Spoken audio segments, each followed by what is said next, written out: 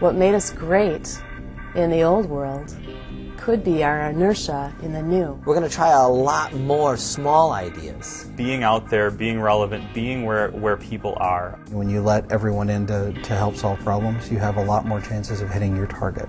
Recognizing that into your business model becomes very, very critical.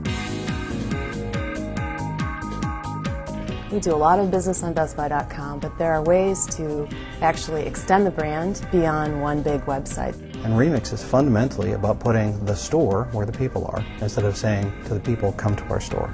We have a global platform now for remixing Best Buy.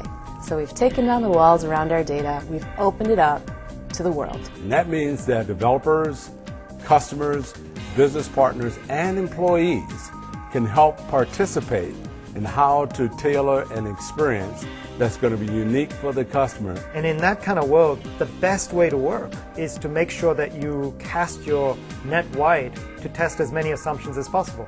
$5,000, you can innovate a concept, or for free, innovate a concept and prove it out before you invest. This allows us to have thousands of experiences launched simultaneously and allow the customers to choose one that best fit the way they like to interact with our brand.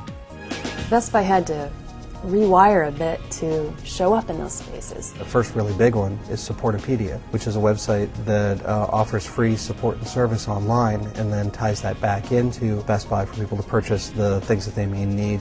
The idea started as an internal knowledge sharing tool. Then we just decided, why lock it up? Open it up to customers. So what you have is one area where our experts can store their knowledge, and the customers can have access to it too, and they kind of feed off of each other. Myself and another developer, in 7 days, we created m.bestbuy.com, which is an interface you can actually access through a mobile phone and see our stock, see our customer reviews and ratings, and search for products.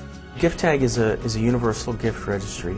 You add some functionality to your browser, go to any website, find something that you want, click the button, grab the thing, add it to a list, and share it with your friends and family.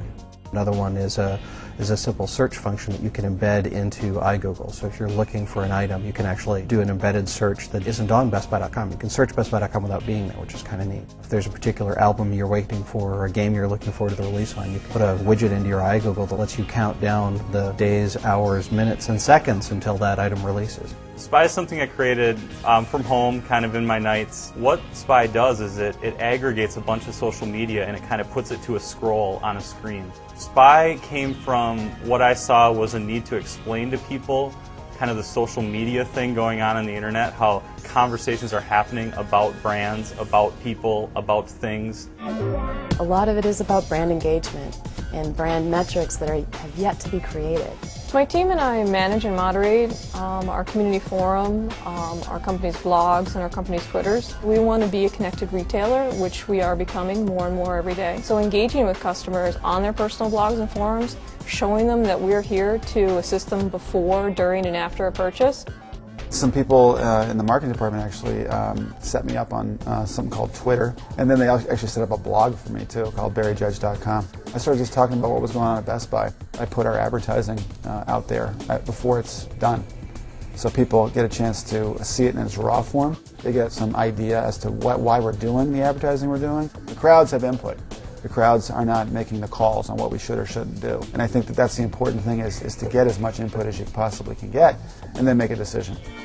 Having a single channel doesn't work. You have to open it up and actually be where customers are. That translates to growth in my mind. We're showing up, we're present in areas that we weren't before. So I think what social technology does, it provides a platform for us to share more of what we know. So I would say the role of leader is patience, empowerment, and know enough to trust and empower your employees. All of the possible experiences, all the possible ideas, all the possible solutions that are out there is far, far greater than we could ever come up with internally. And when we take the set of information that we have and we let the other people in the world use it in ways that they can imagine that we can't imagine, our chances of coming up with something that's truly cool go way up.